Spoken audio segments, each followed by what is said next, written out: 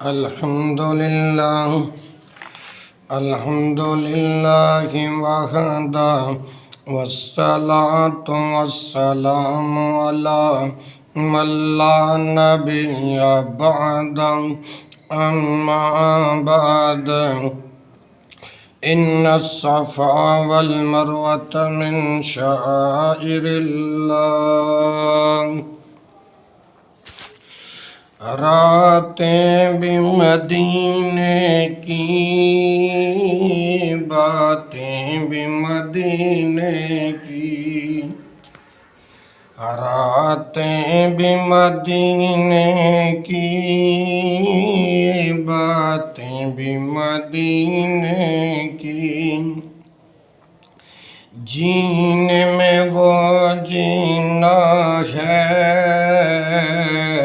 کیا بات ہے جینے کی جینے میں وہ جینا ہے کیا بات ہے جینے کی عرصہ ہوا طیبہ کی گلیوں سے وہ گزرے تھے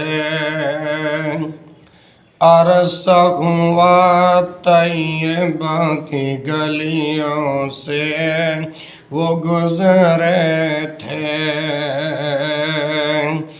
اس وقت بھی گلیوں میں خوشبو ہے پسینے کی اس وقت بھی ہے گلیوں میں خوشبو ہے مدینے کی راتیں بھی مدینے کی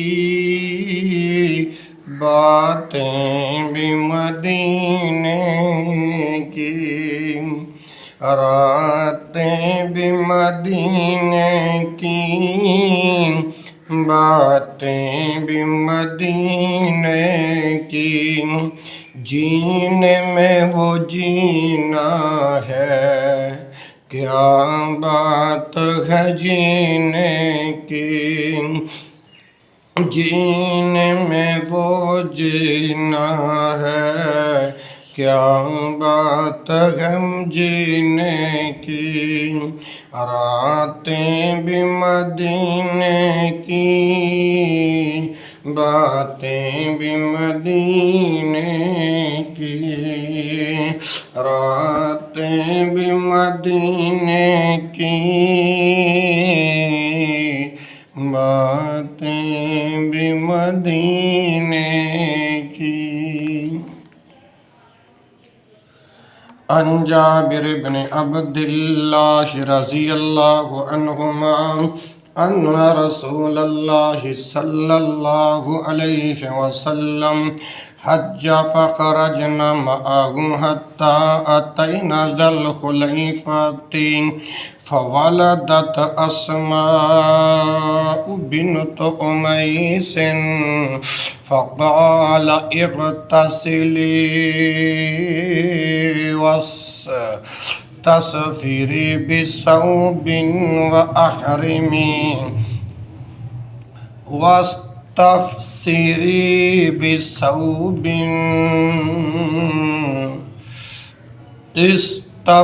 استثفري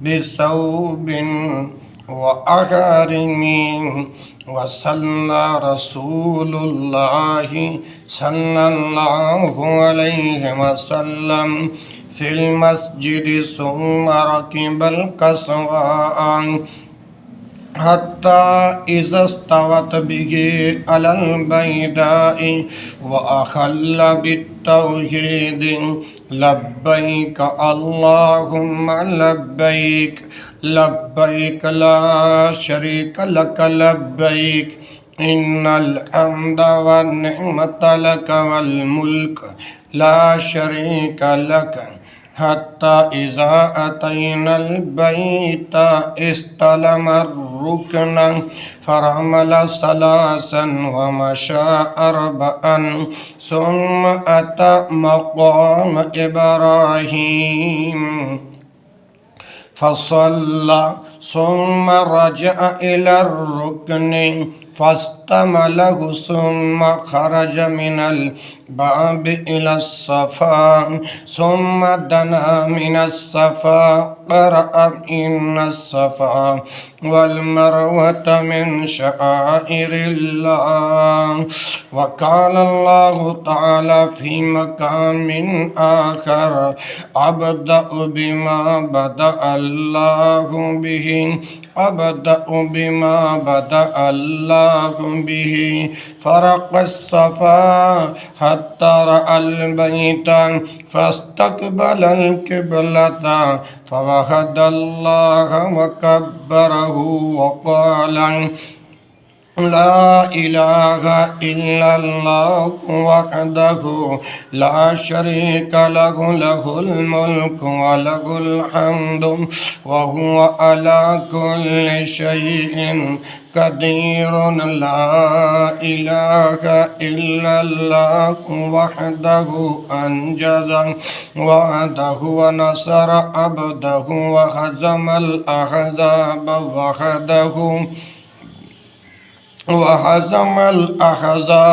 وحده ثم دعا بين ذلك قال مثل هذا 3 مرات ثم نزل إلى المروة حتى إذا انصبت قدماه في بطن الوادي سعى حتى إذا صعدت مشى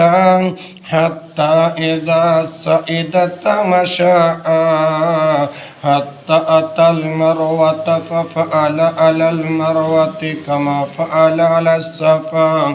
وذكر الحديث وفيه فلما كان يوم التروية توجهوا إلى منى وركب النبي صلى الله عليه وسلم فصلى بها الظهر والعصر والمغرب والعشاء والفجر ثم مكث قليلا حتى طلعت الشمس فأجاز حتى أتى عرفة فوجد القبة قد ضربت له بنمرة فنزل بها حتى إذا زاغت الشمس أمر بالكسواء فرحلت له فأتى بطن الوادي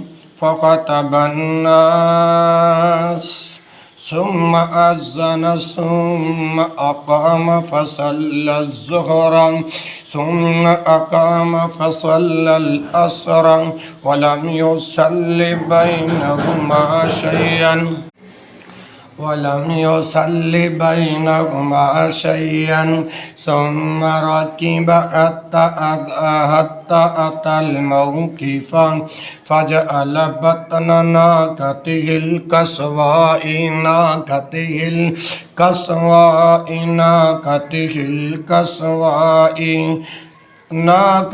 الكسواء إلى الصخرات وجعل حبل المشاة بين يديه واستقبل القبلة فلم يزل واقفا حتى غربت الشمس وذهبت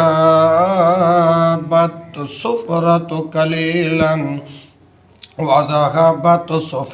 قليلا حتى غاب القرص ودفع قد شنق للكسوى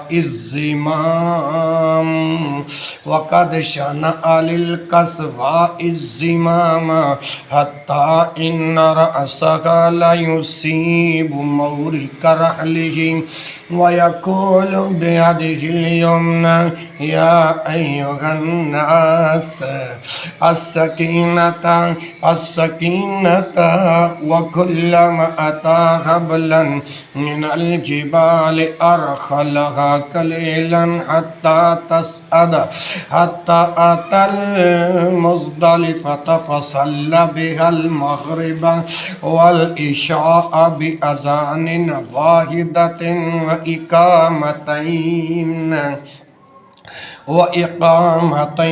ولم يسبح بينهما شيئا ثم استجاء حتى طلع الفجر فصلى الفجر حين تبين له الصبح بأذان وإقامة ثم ركب حتى أتى المشعر الحرام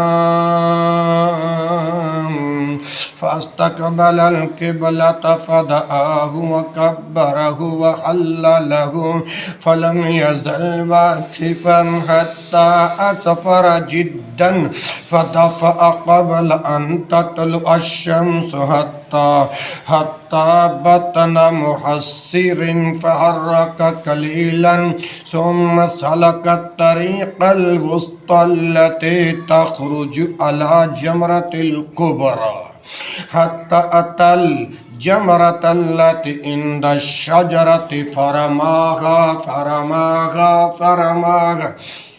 بسبع حصيات يقبر مع كل حصاة منها كل حصاة مثل هذا الخزف رمى من بطن الوادي ثم انصرف إلى المنحر فنهر ثم ركب رسول الله صلى الله عليه وسلم فأفاز إلى البيت فصلى بمكة الظهر رواہ مسلم۔ اب یہ حدیث مکمل ہو گئی۔ استسفری فی الامر کا صیغہ باب استفعال سے، اس کا معنی ہے لنگوٹ باندھنا۔ القصواء آپ صلی اللہ علیہ وسلم کی اونٹنی کا نام ہے۔ البیداء ذوالحلیفہ کے قریب ایک مقام کا نام ہے۔ الاحزاب جمع ہے حزب۔ اس کا معنی ہے لشکر اور جماعت۔ نامیرہ عرفات کے قریب ایک مقام کا نام ہے جو عرفات کا حصہ نہیں۔ الصخرات جمع ہے صخرتن کی، اس کا معنی ہے پتھر یا چٹان۔ القبہ چھوٹے خیمے کو کہتے ہیں۔ المشعر الحرام مزدلفہ کے ایک معروف پہاڑ کا نام ہے۔ شاناقہ کا معنی ہے کھینچنا، تنگ کرنا۔ اللہ اکبر۔ اب یہ جو روایت پڑھی ہے، جن بھائیوں کے بار بار اصرار تھا کہ قاری صاحب حج کا طریقہ آپ احادیث سے ثابت کریں، میں نے یہ پورا متن پڑھ دیا ہے۔ اب لفظ در لفظ اس کا ترجمہ کروں گا، آخر میں مسائل بیان کروں گا۔ دعا ہے اللہ آپ کو قرآن و حدیث سمجھنے کے توفیق نصیب فرمائے۔ راوی کون ہے؟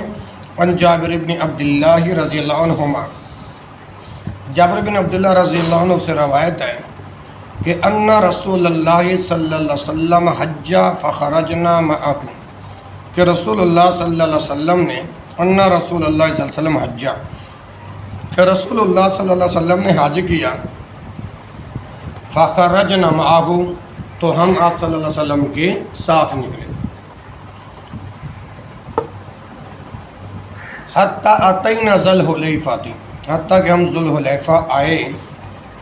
فالدت اسماء بنت امیس، فالدت اسماء بنت امیس، تو اسماء بنت امیس رضی اللہ عنہا نے فالدت بچے کو جنم دیا۔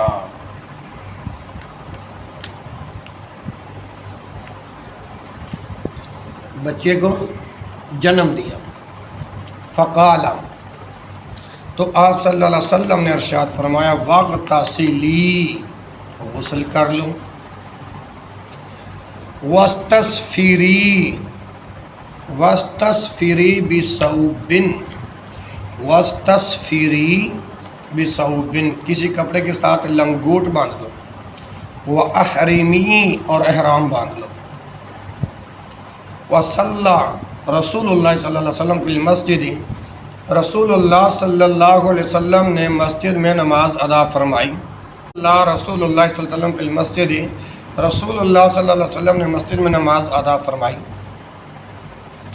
ثم رکب القصواء، پھر قصوہ اونٹنی پر سوار ہو گئے، حتی اذا استوت به علی البیداء احل بالتوحید، حتیٰ کہ جب اونٹنی آپ صلی اللہ علیہ وسلم کو لے کر بیدا مقام کے برابر ہوئی تو آپ صلی اللہ علیہ وسلم نے یوں تلبیہ توحید پکارا، لبیک اللہم لبیک، لبیک حاضر ہوں اللہم اے اللہ، لبیک حاضر ہوں، لبیک لا شریک لک، لبیک حاضر ہوں میں، ٹھیک ہے جی، لبیک لا شریک لک، لبیک تیرا کوئی شریک نہیں، حاضر ہوں، ان الحمد تمام حمد و تعریف تیرے لیے ہے، والنعمت اور تمام نعمتیں تیری طرف سے ہی ہیں، لک والملک بادشاہی تیری ہی ہے، لا شریک لک تیرا کوئی شریک نہیں، حتی اذا اتینا البیت، حتی اذا اتینا البیت یہاں تک کہ ہم بیت اللہ میں آئے، استلم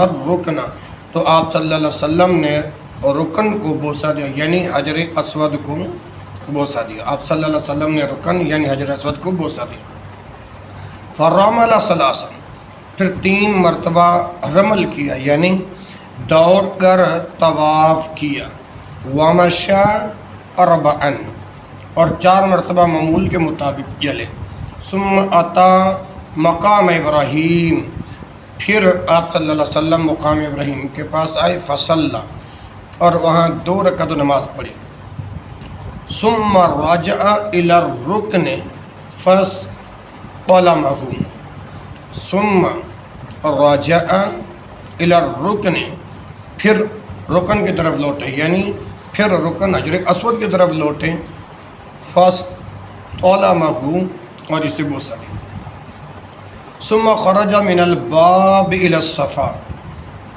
پھر دروازے سے صفا کی طرف نکل گئے، فلما دنا من الصفا جب صفا کے قریب پہنچے، وقرأ یہ آیت تلاوت کی، ان الصفا والمروۃ من شعائر اللہ، صفا اور مروہ اللہ تعالیٰ کے نشانیوں میں سے،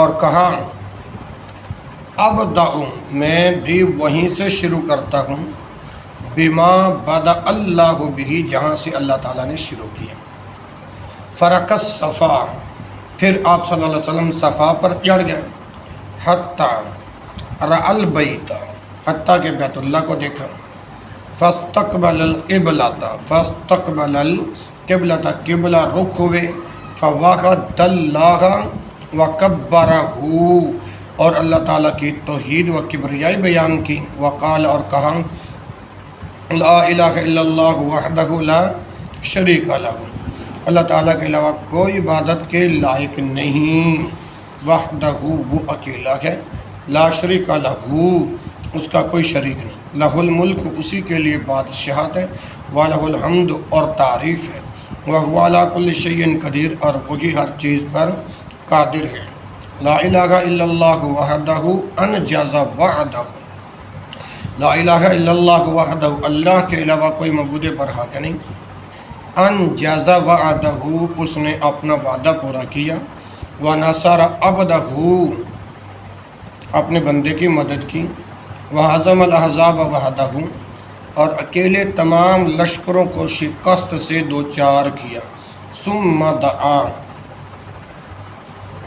بین ذالک پھر اس کے درمیان دعا کی، قال مثل ھذا ثلاث مرات اور 3 مرتبہ اس طرح کہا، ثم نزل الی المروۃ پھر مروہ کی طرف گئے، حتیٰ اذن ضبت قدمہ فی بطن الوادی سعی، حتیٰ کہ جب آپ صلی اللہ علیہ وسلم کے قدم وادی کے نشیب میں پڑے، اذن ضبت تو آپ صلی اللہ علیہ وسلم دوڑے، آپ صلی اللہ علیہ وسلم دوڑے، حتیٰ اذا صعدت مشا، یہاں تک کہ جب اوپر چڑھے، مشا تو چلنے لگے، حتیٰ اتى المروہ، حتیٰ کہ مروہ پر آئے، ففعل علی المروۃ کما فعل علی الصفا، اور مروہ پر بھی اس طرح کے جیسے صفا پر کیا تھا، وذکر الحدیث، پھر جابر رضی اللہ عنہ کی باقی مکمل حدیث بیان کی، وفیہ، اس میں ہے، فلما کان یوم الترویۃ، کہ جب یوم ترویہ ہوا یعنی 8 ذو الحج کا دن،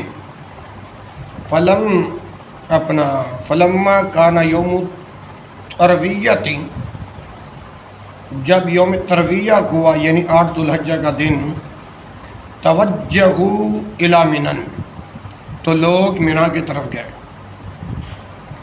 ورکب النبی صلی اللہ علیہ وسلم، اور نبی صلی اللہ علیہ وسلم سوار تھے، فصلی بها الظہر والعصر والمغرب والعشاء والفجر، پھر آپ صلی اللہ علیہ وسلم نے وہاں ظہر، عصر، مغرب، عشاء اور فجر کی نمازیں ادا فرمائیں، ثم مکث قلیلا، پھر کچھ دیر ٹھہرے رہے، حتی طلعت الشمس، حتی طلعت الشمس، حتیٰ کہ سورج طلوع ہو گیا، حتی طلعت الشمس، پھر سورج طلوع ہو گیا، فاجاز، تو روانہ ہوئے، حتی اتی عرفۃ، یہاں تک کہ عرفہ آئیں، فوجد القبۃ، فوجد القبۃ، تو ایک خیمے میں اترے، ضربت لہو بنمرۃ فنزل بها، جو نمرہ میں آپ صلی اللہ علیہ وسلم کے لیے لگایا گیا تھا، یہاں تک کہ عرفہ آئے تو ایک خیمے میں اترے جو نمرہ میں آپ صلی اللہ علیہ وسلم کے لیے لگایا گیا تھا، حتیٰ اذا زاغت الشمس، حتیٰ اذا زاغت الشمس، جب سورج ڈھلنے لگا، امر بالکسواء فرحلت لہ، تو آپ صلی اللہ علیہ وسلم نے کسوہ اونٹنی پر پلان رکھنے کا حکم دیا، اور فأتی بطن الوادی، پھر سوار ہو کر آپ صلی اللہ علیہ وسلم وادی کے نشیب میں آئے، فخطب الناس، اور لوگوں کو خطبہ دیا، ثم اذن، پھر اذان دلوائی، ثم اقام، پھر اقامت کلوائی، فصلی الظہر، پھر ظہر کی نماز ادا کی، ثم اقام، پھر اقامت کلوائی، فصلی العصر، اور عصر کی نماز ادا کی، فصلی العصر، اور عصر ادا کی، ولم یصلی بینہما شیئا، اور ان دونوں کے درمیان کوئی نفل نماز ادا نہ کی، ثم راکبا، پھر سوار ہوئے، ثم راکبا، پھر سوار ہوئے، حتی اتی الموقف، اور جائے وقوف پر آئے، جائے وقوف پر آئے، فجعل بطن ناقته القصواء الى الصخرات، پھر اپنی قصوہ اونٹنی کا پیٹ چٹانوں کی طرف کر دیا، صخرات، چٹانوں کی طرف کر دیا، جائے وقوف پر آئے، پھر اپنی قصوہ اونٹنی کا پیٹ چٹانوں کی طرف کر دیا، وجعل حبل المشاة بین یدیہ، وجعل حبل المشاة بین یدیہ، اور جبل مشاة بین یدیہ اپنے سامنے کر دیا، واستقبل القبلۃ، اور قبلہ رخ ہو گئے، فلم یزل واقفا، فلم یزل واقفا، پھر وہیں کھڑے رہے، حتی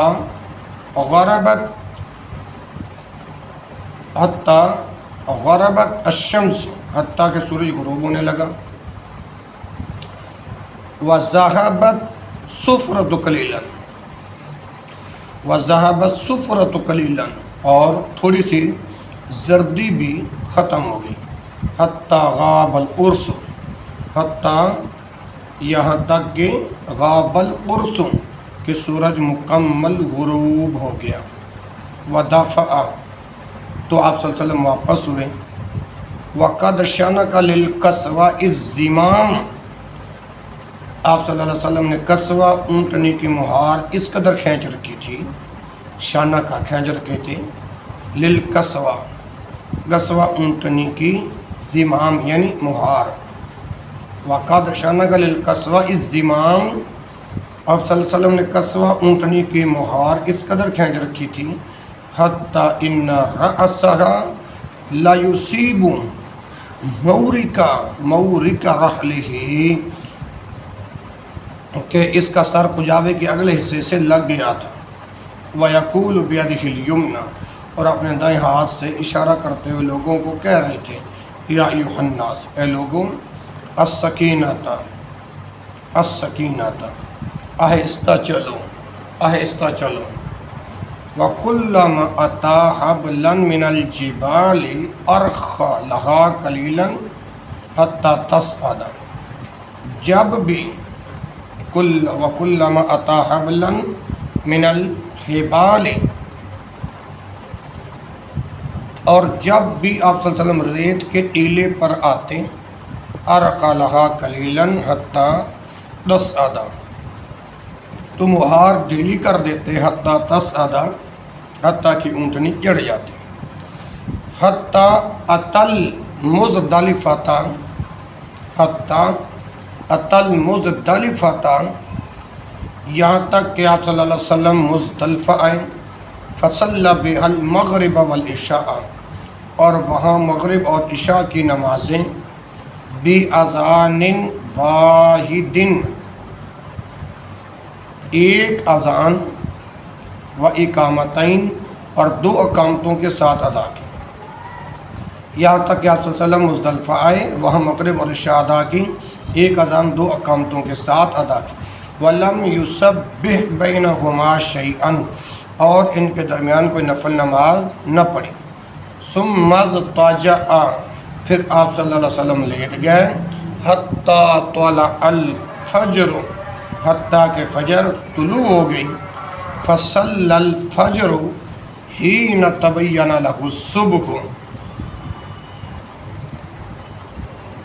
تبین لہ الصبح، حین تبین لہ الصبح، جب فجر ظاہر ہو گئی.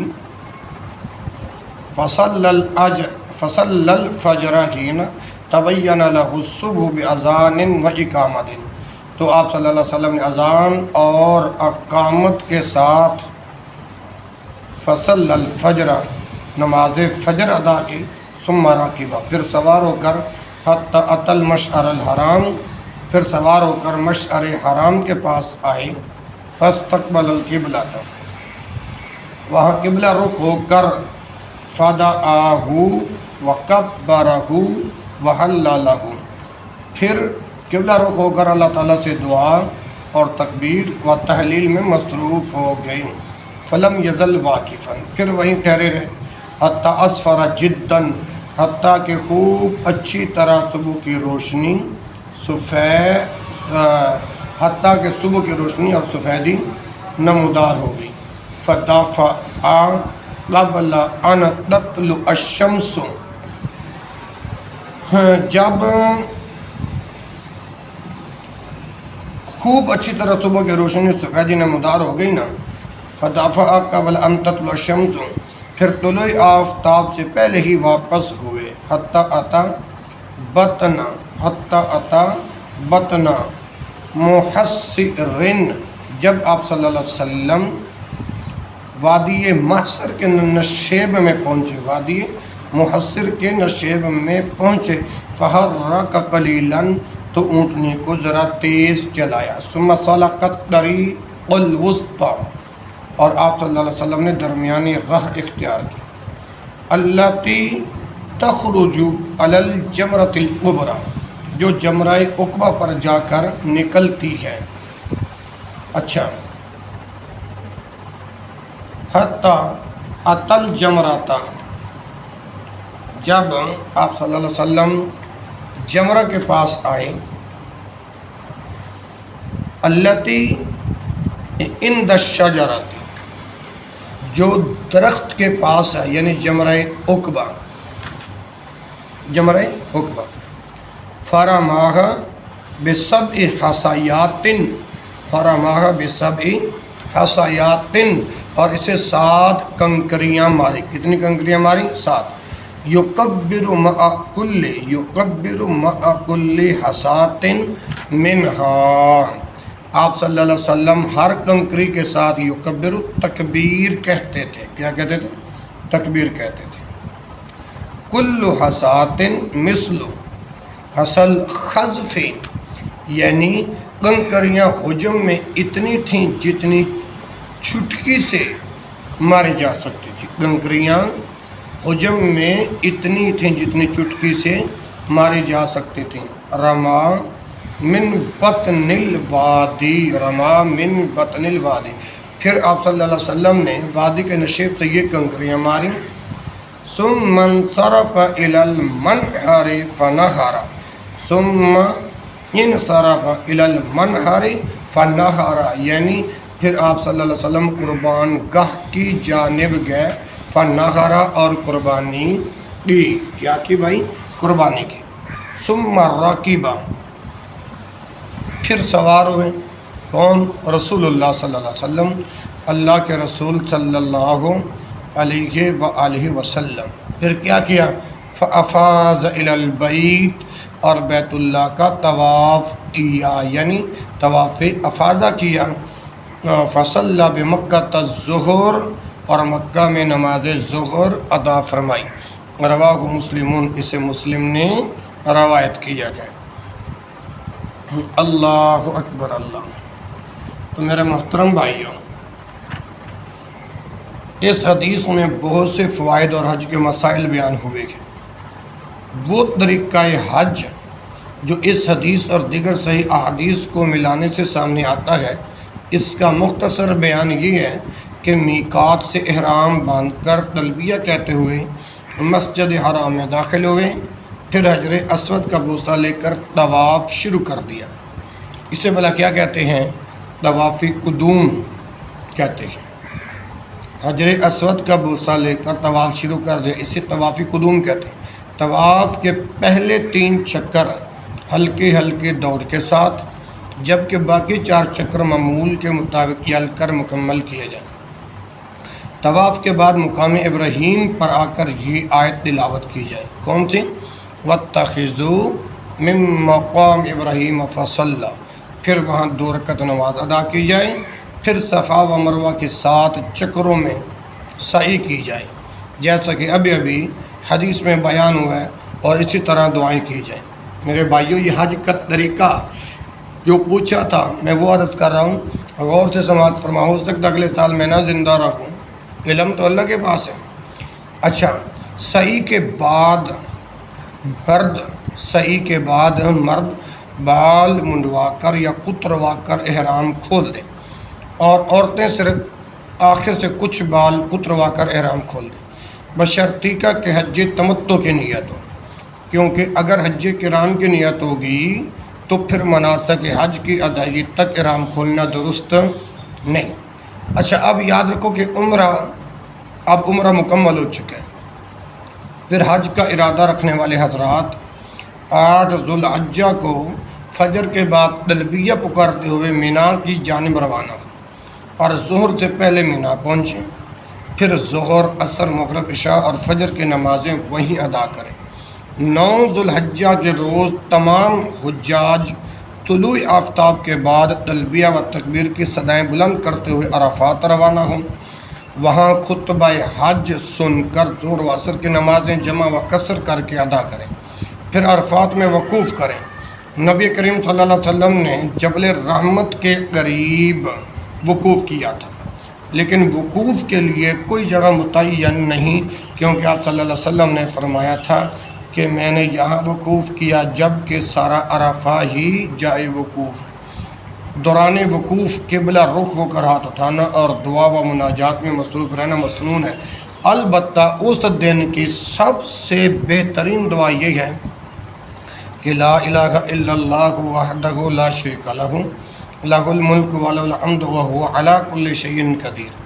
میرے بھائیوں، یاد رہے کہ عرفہ کے دن اللہ تعالیٰ بکثرت لوگوں کو جہنم سے آزاد کرتے ہیں، اس لیے زیادہ سے زیادہ توبہ و استغفار کرنا چاہیے۔ اذکار و دعاؤں کا عمل غروب آفتاب تک جاری رکھیں۔ جب سورج غروب ہو جائے تو حجاج کرام تلبیہ کہتے ہوئے اطمینان و سنجیدگی سے مزدلفہ کی طرف روانہ ہوں۔ مزدلفہ پہنچ کر مغرب اور عشاء کی نمازیں ایک اذان 2 اقامتوں کے ساتھ جمع کر کے باجماعت ادا کریں۔ عشاء کی نماز قصر کر کے ادا کریں۔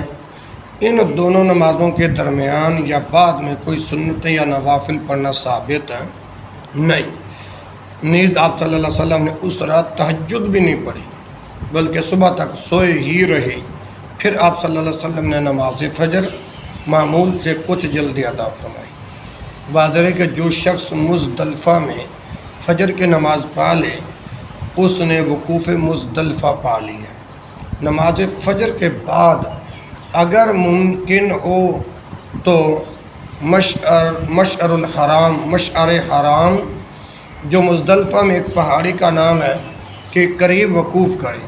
تاہم یہ یاد رہے کہ اگر اس پہاڑی کے قریب وقوف ممکن نہ ہو تو مزدلفہ میں کہیں بھی وقوف کیا جا سکتا ہے۔ وقوف خوب روشنی ہونے تک دعائیں کی جائیں۔ جب خوب سفیدی ظاہر ہو جائے تو حجاج کرام طلوع آفتاب سے پہلے سکون وقار سے تلبیہ پھاڑتے ہوئے مینا روانہ ہو جائیں۔ وادی محصر یہ وہ وادی ہے جہاں ابرہہ کے لشکر پر عذاب نازل ہوا تھا۔ اچھا، وادی محصر کو تیزی سے عبور کریں۔ وادی محصر کو تیزی سے عبور کریں۔ معذور، بیمار، بچے اور بھاری جسم والی خواتین وغیرہ مزدلفہ میں کچھ دیر قیام کر کے رات کو چاند غروب ہونے کے بعد بھی مینا روانہ ہو سکتے ہیں، اور طلوع آفتاب سے پہلے بھی جمرہ عقبہ کی رمی کر سکتے ہیں۔ اچھا، 10 ذو الحجہ کے روز 4 اہم کام سر انجام دیے جاتے ہیں۔ نمبر 1 جمرہ عقبہ کی رمی، نمبر 2 قربانی، نمبر 3 بال منڈوانا یا کتروانا، نمبر 4 طواف زیارت۔ اس کی میں کچھ تفصیل بھی عرض کر دیتا ہوں تاکہ مستمعین کے لیے بڑا فائدہ ہو۔ حجاج کرام کو چاہیے کہ کنکریاں مارنے تک اپنا تلبیہ کا عمل جو ہے وہ جاری رکھیں۔ طلوع آفتاب کے بعد جمرہ عقبہ، جسے جمرہ کبریٰ بھی کہتے ہیں، کو ایک گر کے چنے کے دانے کے برابر 7 کنکریاں ماریں۔ ہر کنکری مارتے وقت اللہ اکبر کہیں اور یاد رکھیں کہ کنکریاں چنے کے دانے کے برابر ہوں۔ کنکریوں کی جگہ بڑے بڑے پتھر مارنا یا جوتیاں مارنا یا کنکریوں کو دھونا خلاف سنت ہے۔ اگر کوئی شخص کسی شرعی عذر کی بنا پر خود کنکری مارنے سے قاصر ہو تو کوئی دوسرا بھی اس کی طرف سے کنکریاں مار سکتا ہے۔ یہ بھی یاد رکھیں کہ نیز اگر کسی وجہ سے کنکریاں مارنے میں شام تک تاخیر ہو جائے تو کوئی حرج نہیں، لیکن 10 ذو الحجہ کے روز انہیں مار لینا بہرحال ضروری ہے۔ اچھا، رمی کے بعد دعا کے لیے اس جمرہ کے قریب نہیں رکنا چاہیے، کیونکہ نبی کریم صلی اللہ علیہ وسلم کی یہی سنت ہے۔ جمرہ عقبہ کی رمی سے فارغ ہو کر حجاج کرام قربانی کریں۔ یاد رہے کہ قارن اور متمتع کے لیے قربانی واجب ہے۔ قارن اور متمتع کے لیے قربانی واجب ہے، جبکہ مفرد کے لیے مستحب۔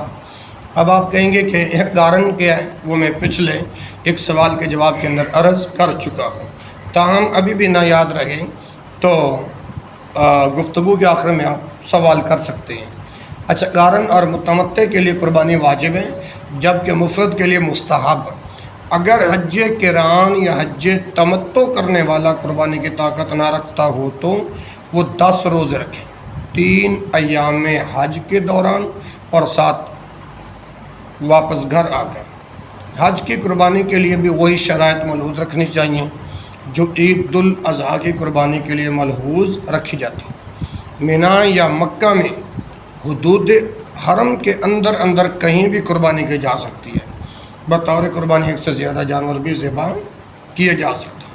اچھا، بہتر یہ ہے کہ انسان خود اپنا جانور ذبح کریں، لیکن اگر کوئی کسی دوسرے سے ذبح کراتا ہے تو یہ بھی جائز ہے۔ جانور ذبح کرنے والا بسم اللہ واللہ اکبر کہہ کر ذبح کریں۔ اپنی قربانی کا گوشت خود بھی کھایا جا سکتا ہے۔ قربانی کا گوشت ذخیرہ کرنا، اس سے اقربا کی دعوت کرنا، اسے صدقہ کر دینا سب جائز ہے، لیکن اتنا یاد رہے کہ گوشت یا کھال وغیرہ میں سے کچھ بھی قصاب کو بطور اجرت نہیں دینا چاہیے، بلکہ اسے الگ مزدوری دینی چاہیے۔ اچھا، اگر کوئی شخص 10 ذوالحجہ کے روز کسی وجہ سے قربانی نہ کر سکے تو ایام تشریق یعنی 11، 12، 13 ذوالحجہ کے دنوں میں بھی قربانی کر سکتا ہے۔ اچھا، قربانی کے بعد حجاج کرام سر کے بال منڈوائیں یا کتروائیں، لیکن منڈوانا ہی افضل ہے۔ اس کے بعد حجاج کو تحلل اول حاصل ہو جائے گا، اور تحلل اول سے مراد کیا ہے بتا سکتے ہیں آپ؟ احرام کے پابندیوں سے پہلا آزاد ہونا ہے، یعنی جب حاجی قربانی کے بعد حجامت بنوا لیں گے تو وہ احرام کی تمام پابندیوں سے آزاد ہو جائیں گے۔ اب وہ احرام کھول کر خوشبو لگا سکتے ہیں، عام لباس پہن سکتے ہیں، اور وہ تمام کام کر سکتے ہیں جو احرام کے دوران ممنوع تھے۔ البتہ ایک پابندی ان پر بدستور ابھی بھی باقی ہے، اور وہ ہے اپنی بیوی سے ہم بستری کرنا۔ اچھا، حجامت کے بعد حجاج جو ہیں وہ حجامت کے بعد حجاج طواف زیارت کریں۔ اس طواف کا نام طواف افاضہ بھی ہے۔ یہ طواف حج کا رکن ہے، اس کے بغیر حج نہیں ہوتا، لہٰذا تمام حجاج کرام حجامت کے بعد مکہ آئیں اور بیت اللہ کا طواف کریں۔ نیز یاد رہے کہ اس طواف میں احرام، استباء اور رمل نہیں کیا جا سکتا۔ اگر کوئی شخص کسی وجہ سے 10 ذوالحجہ کے روز یہ طواف نہ کر سکیں تو ایام تشریق کے دوران کر لیں۔ اس طواف کے بعد حجاج کو تحلل ثانی حاصل ہو جائے گا۔ تحلل ثانی سے مراد احرام کی پابندیوں سے دوسرا اور آخری آزاد ہونا ہے، یعنی طواف زیارت کے بعد اب حجاج کرام مکمل طور پر ممنوعات احرام سے آزاد ہیں۔ اب وہ چاہیں تو اپنے بیویوں سے ہم بستر بھی ہو سکتے ہیں۔ اچھا، حج تمتع کرنے والوں کے لیے طواف زیارت کے بعد حج کی سعی بھی ضروری ہے۔ کیا ہے؟ حج کی سعی ضروری ہے۔ البتہ حج قران یا حج افراد کرنے والے اگر پہلے سعی کر چکے ہوں تو دوبارہ سعی کرنے میں انہیں اختیار ہے، لیکن اگر انہوں نے ابھی تک سعی نہیں کی تو ان پر بھی یہ سعی ضروری ہے۔ اگر انہوں نے ابھی تک سعی نہیں کی تو ان پر بھی یہ سعی ضروری ہے۔ اچھا، مذکورہ بالا چاروں کام بالترتیب انجام دینا بہتر ہے، کیونکہ رسول اللہ صلی اللہ علیہ وسلم نے یہ کام اسی ترتیب سے انجام دیے تھے۔ لیکن اگر ان چاروں میں تقدیم و تاخیر ہو جائے، مثلا اگر کوئی رمی سے پہلے قربانی کر لے، یا قربانی سے پہلے حجامت بنوا لے، یا حجامت سے پہلے طواف زیارت کر لے، تو اس میں کوئی حرج نہیں۔ نیز ایسے شخص پر کوئی دم یا فدیہ بھی نہیں، کیونکہ رسول اللہ صلی اللہ علیہ وسلم سے ایسا کوئی حکم ارشاد نہیں فرمایا۔ لہذا جن حضرات کے نزدیک ان کاموں میں تقدیم و تاخیر کی بنا پر دم لازم آتا ہے، ان کا موقف درست نہیں ہے۔ اچھا، طواف زیارت اور سعی کرنے کے بعد تمام حجاج کرام مینا واپس جائیں اور رات مینا میں گزاریں۔ حجاج پر ایام تشریق یعنی 11، 12، 13 ذوالحجہ کی راتیں مینا میں گزارنا واجب ہے۔ البتہ اونٹوں کے چرواہوں اور دیگر خدام حجاج وغیرہ کے لیے یہ رخصت ہے کہ وہ 3 راتیں مینا سے باہر بھی گزار سکتے ہیں۔ ایام تشریق کے دوران حجاج کرام ہر روز زوال آفتاب کے بعد تینوں جمروں یعنی جمرہ اولا، جمرہ وسطیٰ اور جمرہ عقبہ کو کنکریاں ماریں۔ کنکریاں مارنے کی ابتدا پہلے جمرہ جسے جمرہ دنیا یا جمرہ صغرا بھی کہتے ہیں سے کی جائے، پھر درمیانی جمرہ کو اور آخر میں بڑے جمرہ کو یعنی جمرہ عقبہ کو کنکریاں ماری جائیں۔ ہر جمرے کو 7 کنکریاں ماریں اور ہر کنکری مارتے وقت اللہ اکبر کہیں۔ پہلے دونوں جمروں کو کنکری مارنے کے بعد ذرا ہٹ جائیں اور دعا و مناجات میں مصروف ہو جائیں، لیکن تیسرے جمرے یعنی جمرہ عقبہ کو کنکریاں مارنے کے بعد نہ وہاں ٹھہریں اور نہ ہی دعا کریں۔ ان ایام کی نمازیں باجماعت قصر کر کے ادا کر لیں۔ اگر کوئی ان ایام میں بیت اللہ کا نفلی طواف کرنا چاہے تو یہ بھی جائز ہے۔ نیز ان ایام میں بکثرت اذکار کرنے چاہیے کیونکہ انہیں ذکر الہی کے دن قرار دیا گیا ہے۔ واضح ہے کہ کوچ کا پہلا دن 12 ذوالحجہ ہے۔ اگر مینا میں 13 ذوالحجہ تک رہنا چاہیں، اگرچہ مینا میں 13 ذوالحجہ تک رہنا مسنون ہے، لیکن اگر کوئی 12 ذوالحجہ کو ہی مینا سے رخصت ہونا چاہے تو اس کے بھی اجازت ہے۔ 12 ذوالحجہ کے روز مینا سے کوچ کرنے والے کو چاہیے کہ جمرات کی رمی کے بعد غروب آفتاب سے پہلے حدود مینا سے نکل جائے۔ اگر مینا میں ہی سورج غروب ہو گیا ہو تو 13 ذوالحجہ کی رات مینا میں ہی گزارنا ہوگی اور اگلے روز رمی بھی ضروری ہوگی۔ کوچ کا دوسرا دن 13 ذوالحجہ ہے۔ جو حاجی 12 ذوالحجہ کو مینا سے روانہ نہیں ہوئے تھے وہ 13 ذوالحجہ کو رمی جمار سے فارغ ہو کر مکہ روانہ ہوں گے اور مینا سے رخصت ہو کر تمام حجاج کرام مکہ آئیں گے اور بیت اللہ کا الوداعی طواف کریں گے، خواہ وہ مینا سے 12 ذوالحجہ کو رخصت ہوئے ہوں یا 13 ذوالحجہ کو، کیونکہ یہ طواف واجب ہے۔ اچھا، البتہ حیض و نفاس اور والی عورتیں اگر 10 ذوالحجہ کے روز طواف زیارت کر چکی ہوں تو ان کے لیے طواف وداع کی رخصت ہے۔ میرے بھائیو، یہ تھا بالاختصار طریقہ حج کا بیان۔ علاوہ ازیں مذکورہ والا حدیث تو یہ بھی معلوم ہوتا ہے کہ حالت نفاس میں بھی احرام باندھا جا سکتا ہے، جیسا کہ رسول اللہ صلی اللہ علیہ وسلم نے حضرت اسماء رضی اللہ عنہا کو اس کا حکم دیا تھا۔ البتہ حیضہ اور نفاس والی عورت جب تک پاک نہیں ہوتی بیت اللہ کا طواف نہیں کرے گی اور نہ ہی بیت اللہ میں داخل ہوگی۔ تو اس کا دوسرا حصہ انشاءاللہ آپ کی خدمت میں کل عرض کریں گے۔ رب العالمین کی بارگاہ میں دعا ہے کہ اللہ مجھے، آپ کو اور صاحب استطاعت کو سنت و حدیث کے مطابق، آپ کی سیرت و اسوہ کے مطابق اللہ رب العالمین حج کرنے کی توفیق نصیب فرمائے۔ اللہ سمجھنا سمجھانا میرے لیے اور آپ کے لیے ذریعہ آخرت کا سبب بنائے۔ سبحانک اللہم و بحمدک، اشہد ان لا الہ الا انت، استغفرک و اتوب الیک، و آخر دعوایا ان الحمد للہ رب العالمین۔